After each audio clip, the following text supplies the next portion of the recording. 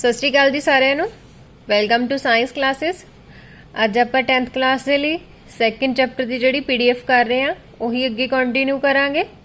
21st question ਤੋਂ ਸ਼ੁਰੂ ਕਰਦੇ ਹਾਂ। ਫਿਰ ਆਪਾਂ ਅੱਜ ਦੇ ਲਈ ਕਿ ਇੰਟਰਸਟਿੰਗ ਕੁਐਸਚਨ ਇਹ ਹੋਊਗਾ ਕਿ ਅਗਰ ਆਪਣੇ ਵਿੱਚ ਹੀਮੋਗਲੋਬਿਨ ਨਾ ਹੁੰਦੀ ਤਾਂ ਆਪਣਾ ਕੀ ਬਣਦਾ, ਆਪਣੀ ਬਾਡੀ ਕਿਵੇਂ ਆਕਸੀਜਨ ਲੈਂਦੀ, ਹਰ ਇੱਕ ਸੈੱਲ ਨੂੰ ਕਿਵੇਂ ਆਕਸੀਜਨ ਜਾਂਦੀ। ਤਾਂ ਇਹ ਆਪਾਂ ਕੁਐਸਚਨ ਡਿਸਕਸ ਕਰਾਂਗੇ ਵਿੱਚ ਹੀ ਕੁਐਸਚਨ ਦੇ। ਤਾਂ ਦੇਖਦੇ ਹਾਂ ਕਿ ਇੰਟਰਸਟਿੰਗ ਫੈਕਟ ਹੈਗਾ, ਇਹਨੂੰ ਬਾਅਦ ਚ ਸਮਝਾਂਗੇ ਆਪਾਂ।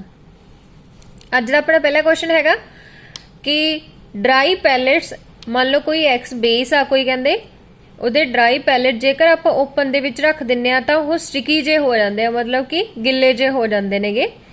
ਤਾਂ ਉਹ ਐਕਸ ਕੀ ਹੋਊਗਾ? ਦੈਨ ਉਹ ਕਹਿੰਦੇ ਜਿਹੜਾ ਐਕਸ ਹੈਗਾ ਉਹਨੂੰ ਆਪਾਂ ਕਲੋਰ ਐਲਕਲਾਈ ਪ੍ਰੋਸੈਸ ਨਾਲ ਵੀ ਬਣਾ ਸਕਦੇ ਆ। ਇੱਕ ਪ੍ਰੋਸੈਸ ਹੈਗਾ ਵੀ ਇਹਦੇ ਨਾਲ ਵੀ ਉਹ ਚੀਜ਼ ਬਣਾਈ ਜਾ ਸਕਦੀ ਹੈ ਤੇ ਉਹਦਾ ਕੈਮੀਕਲ ਨੇਮ ਤੇ ਫਾਰਮੂਲਾ ਲਿਖੋ ਤੇ ਉਹਨੂੰ ਬੈਲੈਂਸ ਕਰਕੇ ਵੀ ਇਕੁਏਸ਼ਨ ਨੂੰ ਬਣਾਉਣਾ ਜਿਹੜੀ ਕਲੋਰ ਐਲਕਲਾਈ ਪ੍ਰੋਸੈਸ ਹੁੰਦਾਗਾ। ਤਾਂ ਇੱਕ ਆਪਾਂ ਦੇਖਦੇ ਹੁੰਨੇ ਆ ਕਿ ਲੈਬ ਦੇ ਵਿੱਚ ਪੈਲੇਟ ਹੁੰਦੇ ਨੇਗੇ। ਪੈਲੇਟ ਆਪਾਂ 10th ਕਲਾਸ ਦੇ ਵਿੱਚ ਥੋੜੇ ਜਿਹੇ ਕੈਮੀਕਲ ਦੇਖਦੇ ਆ ਤੇ ਉਹਨਾਂ ਵਿੱਚੋਂ ਇੱਕ ਪੈਲੇਟ ਹੁੰਦਾਗਾ ਜਿਹਨੂੰ ਆਪਾਂ ਕਹਿੰਦੇ ਸੋਡੀਅਮ ਹਾਈਡਰੋਕਸਾਈਡ। ਸੋਡੀਅਮ ਹਾਈਡਰੋਕਸਾਈਡ ਵੀ ਇਸ ਤਰ੍ਹਾਂ ਹੀ ਹੁੰਦਾਗਾ ਕਿ ਜੇ ਉਹਨੂੰ ਬਾਹਰ ਰੱਖ ਦਿੰਨੇ ਆ ਤਾਂ ਉਹ ਸਟਿਕੀ ਜਿਹਾ ਹੋ ਜਾਂਦਾ, ਜਿਵੇਂ ਮੋਇਸਚਰ ਲੱਗਿਆ ਹੁੰਦਾ, ਗਿੱਲਾ ਹੋਇਆ ਹੁੰਦਾਗਾ। ਤਾਂ ਇਹਦਾ ਆਨਸਰ ਆ ਜਾਊਗਾ ਸੋਡੀਅਮ ਹਾਈਡਰੋਕਸਾਈਡ, ਕਿਉਂਕਿ ਇਹੀ ਚੀਜ਼ ਆ ਜਿਹੜੀ ਕਿ ਆਪਾਂ ਕਲੋਰ ਐਲਕਲਾਈ ਪ੍ਰੋਸੈਸ ਦੇ ਨਾਲ ਬਣਾ ਸਕਦੇ। ਜਿਵੇਂ ਕਿ ਇੱਥੇ ਦਿੱਤਾ NaOH ਆ ਕਲੋਰਾਈਡ, ਕਲੋਰ ਐਲਕਲਾਈ ਪ੍ਰੋਸੈਸ ਹੁੰਦਾ। ਜਦੋਂ ਕਿ NaCl ਮਤਲਬ ਜਿਹੜਾ ਕਾਮਨ ਸਾਲਟ ਹੁੰਦਾ ਉਹਨੂੰ ਪਾਣੀ ਦੇ ਵਿੱਚ ਪਾ ਕੇ ਆਪਾਂ ਬ੍ਰਾਈਨ ਸੋਲੂਸ਼ਨ ਬਣਾ ਕੇ ਉਹਦੇ ਵਿੱਚ ਦੀ ਇਲੈਕਟ੍ਰਿਸਿਟੀ ਪਾਸ ਕਰਵਾਉਨੇ ਆ ਤਾਂ NaOH ਬਣਦਾ ਆਪਣਾ ਪ੍ਰੋਡਕਟ। ਤਾਂ ਇਹ ਆ ਰਿਐਕਸ਼ਨ ਆ ਜਿਹੜੀ ਇਹ ਕੀ ਹੁੰਦਾਗਾ ਕਲੋਰ ਐਲਕਲਾਈ ਪ੍ਰੋਸੈਸ। ਦੈਨ ਆਪਾਂ ਨੂੰ ਪੁੱਛਿਆ ਹੈਗਾ name the type of the reaction occur when the X is treated with dilute hydrochloric acid. ਤਾਂ ਆਪਾਂ ਜਿਹੜੇ ਪ੍ਰੋਡਕਟ ਬਣਿਆ ਕਹਿੰਦੇ ਉਸ ਚੀਜ਼ ਨੂੰ ਹੀ ਲੈ ਕੇ ਆਪਾਂ X ਲੈ ਲਿਆ ਸੀ, NaOH ਆਪਾਂ ਨੂੰ ਪਤਾ ਲੱਗ ਗਿਆ। ਹੁਣ HCl ਦੀ ਪ੍ਰੈਜ਼ੈਂਸ ਦੇ ਵਿੱਚ ਉਹ ਕੀ ਬਣਾਊਗਾ? ਉਹ ਕੀ ਬਣਾਊਗਾ NaCl ਜਿਹੜਾ ਕਿ ਕਾਮਨ ਸਾਲਟ ਹੁੰਦਾਗਾ, ਇਹ ਬਣ ਜਾਊਗਾ। ਹੁਣ ਇੱਥੇ ਦੇਖਿਆ ਜਾਵੇ ਤਾਂ ਬੇਸ ਆ ਇੱਕ ਐਸਿਡ ਆ, ਤਾਂ ਜਦੋਂ ਐਸਿਡ ਤੇ ਬੇਸ ਇੱਕ ਦੂਜੇ ਨਾਲ ਰਿਐਕਟ ਕਰਦੇ ਆ ਤਾਂ ਕਿਹੜੀ ਰਿਐਕਸ਼ਨ ਕਹਾਉਂਦੇ ਆ? ਨਿਊਟਰਲਾਈਜੇਸ਼ਨ ਰਿਐਕਸ਼ਨ। ਤਾਂ ਇਹ ਨਿਊਟਰਲਾਈਜੇਸ਼ਨ ਰਿਐਕਸ਼ਨ ਬਣ ਗਈ ਆ।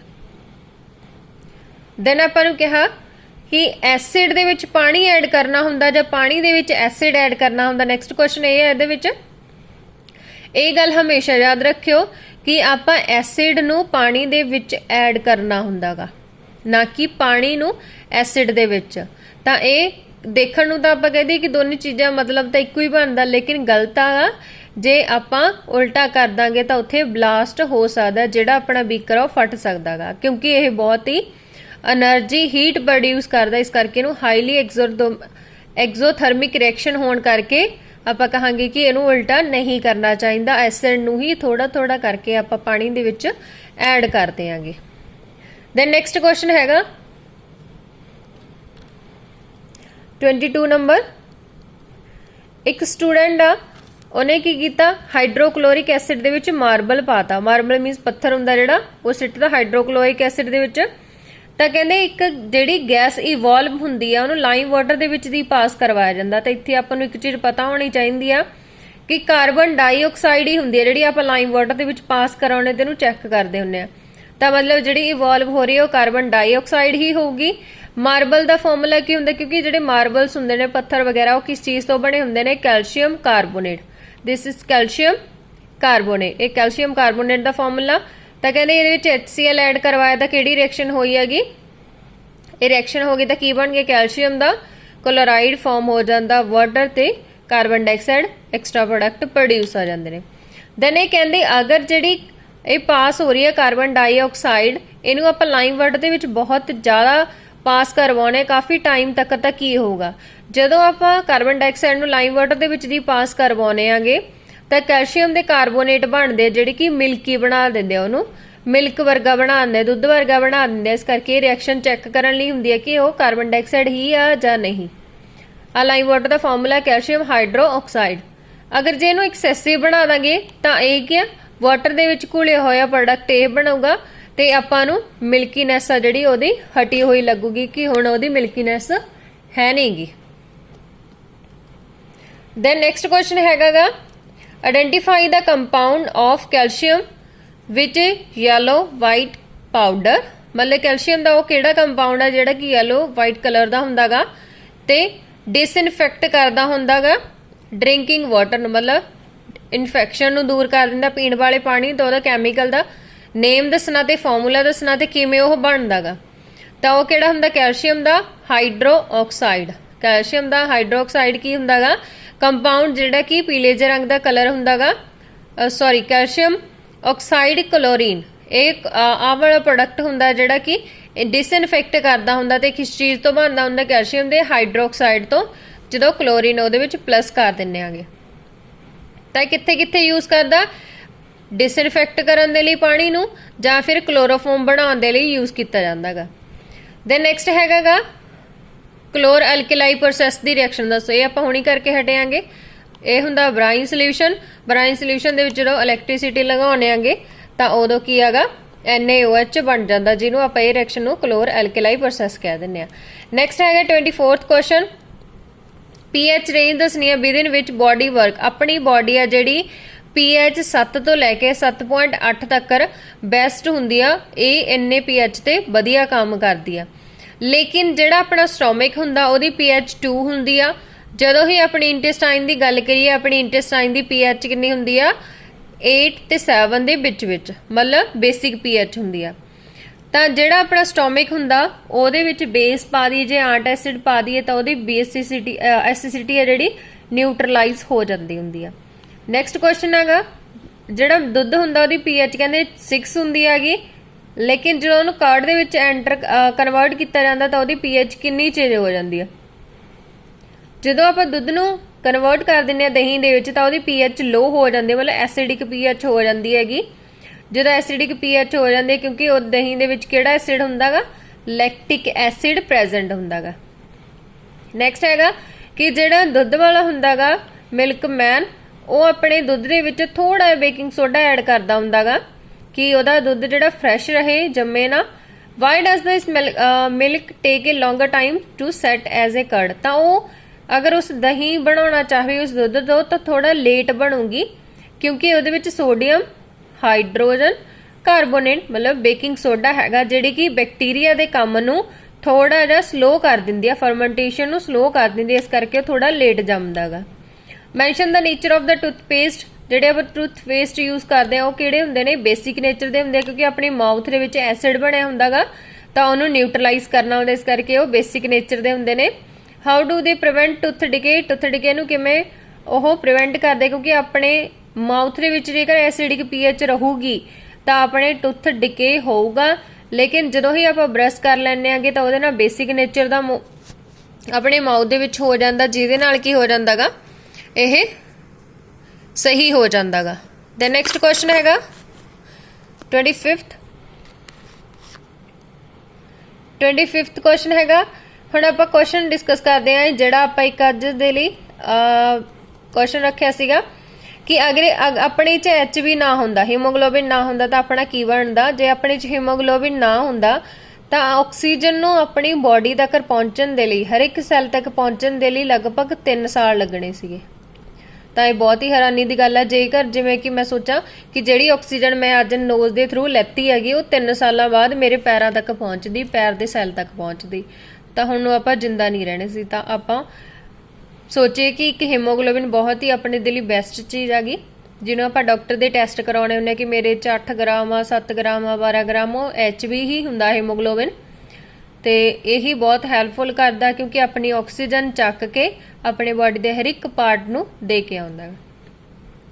ਦ ਨੈਕਸਟ ਕੁਐਸਚਨ ਹੈ 25th question, crystal of a substance change their colour on heating. ਵੀ ਇੱਕ ਕ੍ਰਿਸਟਲ ਨੇਗੇ ਜਦੋਂ ਉਹਨੂੰ ਹੀਟ ਕੀਤਾ ਜਾਂਦਾਗਾ ਉਹਦਾ ਕਲਰ ਜਿਹੜਾ ਚੇਂਜ ਹੋ ਜਾਂਦਾ, ਲੇਕਿਨ ਬਾਅਦ 'ਚ ਉਹਨੂੰ ਠੰਡਾ ਕਰ ਦਿੰਦੇ ਫਿਰ ਉਹੀ ਕਲਰ ਦਾ ਹੋ ਜਾਂਦਾਗਾ। ਤਾਂ ਇਹ ਸੋਚ ਕੇ ਇੱਕੋ ਹੀ ਗੱਲ ਦਿਮਾਗ 'ਚ ਆਈ ਹੈ ਜਿਹਦਾ ਬਲੂ ਕਲਰ ਹੁੰਦਾਗਾ ਜਦੋਂ ਉਹਨੂੰ ਹੀਟ ਕਰ ਦਿੰਦੇ ਉੱਡ ਜਾਂਦਾਗਾ ਤੇ ਦੁਬਾਰੇ ਫਿਰ ਬਲੂ ਆ ਜਾਂਦਾ ਜਦੋਂ ਉਹਨੂੰ ਠੰਡਾ ਕਰ ਦਿੰਦੇ। ਤਾਂ ਉਹ ਕੀ ਹੁੰਦਾਗਾ ਕਾਪਰ ਸਲਫੇਟ, ਕਿਉਂਕਿ ਉਹਦੇ ਵਿੱਚ ਵਾਟਰ ਮੋਲੀਕਿਊਲ ਹੁੰਦੇ ਨੇ 5, ਜਦੋਂ ਆਪਾਂ ਗਰਮ ਕਰਦੇ ਨੇ ਵਾਟਰ ਮੋਲੀਕਿਊਲ ਹਟ ਜਾਂਦੇ ਨੇਗੇ ਤਾਂ ਉਹਦੇ ਕੀ ਹੋ ਜਾਂਦਾ ਕਲਰ ਉਹਦਾ ਬਲੂ ਨਹੀਂ ਰਹਿੰਦਾ, ਉਹ ਚਿੱਟੇ ਕਲਰ ਦਾ ਬਣ ਜਾਂਦਾਗਾ। ਬਿਲਕੁਲ ਪਿਓਰ ਵਾਈਟ ਨਹੀਂ ਬਣਦਾ, ਡਰਟੀ ਜਿਹਾ ਬਣ ਜਾਂਦਾ। लेकिन जो इन्हू ठंडा कर देना वही वाटर मॉलिक्यूल कंबाइन करके दोबारे फिर उन्हें ब्लू कलर बना लेना गा। द नैक्सट हैगा कहते एक कंपाउंड का नाम दसो जिहदे विच 10 मॉलिक्यूल वाटर दे होणगे तां ओह की होगा ते किवें उहनूं बना सकदे आंगे ते की ਉਹਦੇ यूज ਹੁੰਦੇ ਨੇ। ਇਹ ਆਪਣੇ ਘਰ ਦੇ ਵਿੱਚ ਜਿਹੜਾ ਵਾਸ਼ਿੰਗ ਸੋਡਾ ਜਿਹੜਾ ਆਪਾਂ ਕੱਪੜੇ ਧੋਣ ਲਈ ਯੂਜ਼ ਕਰਦੇ ਆ ਉਹਦੇ ਵਿੱਚ 10 ਮੋਲੀਕਿਊਲ ਹੁੰਦੇ ਨੇਗੇ ਪਾਣੀ ਦੇ। ਤਾਂ ਐਵੇਂ ਯਾਦ ਰੱਖ ਲਓ ਕਿ ਜਿਹੜਾ ਆਪਾਂ ਕੱਪੜੇ ਧੋਣੇ ਉਹਦੇ ਵਿੱਚ 10 ਮੋਲੀਕਿਊਲ ਪਾਣੀ ਦੇ ਹੋਣਗੇ ਤਾਂ ਉਹਦਾ ਫਾਰਮੂਲਾ ਕੀ ਹੁੰਦਾ sodium carbonate 0.10 molecule of water. ਤਾਂ ਇਹ ਹੋ ਗਿਆ ਫਾਰਮੂਲਾ ਆਪਣੇ ਵਾਸ਼ਿੰਗ ਸੋਡੇ ਦਾ। ਤਾਂ ਕਿਵੇਂ ਬਣਾਇਆ ਜਾ ਸਕਦਾ ਆ ਰਿਐਕਸ਼ਨ ਮੈਨੂੰ ਲੱਗਦਾ ਸਭ ਤੋਂ ਬੈਸਟ ਹੋਣੀ ਹੈ ਜੇ ਆਪਾਂ ਯਾਦ ਰੱਖੀਏ ਕਿ ਕੀ ਹੁੰਦਾ बेकिंग सोडे ਨੂੰ ਜਦੋਂ ਹੀਟ ਕਰਦੇ ਆ ਤਾਂ ਸੋਡੀਅਮ ਕਾਰਬੋਨੇਟ ਬਣ ਜਾਂਦਾ ਤੇ ਉਹਦੇ ਵਿੱਚ ਜਦੋਂ 10 ਮੋਲੀਕਿਊਲ ਵਾਟਰ ਦੇ ਐਡ ਕਰਵਾਉਣੇ ਤਾਂ ਆਪਣਾ ਵਾਸ਼ਿੰਗ ਸੋਡਾ ਜਨਰੇਟ ਹੋ ਜਾਂਦਾਗਾ।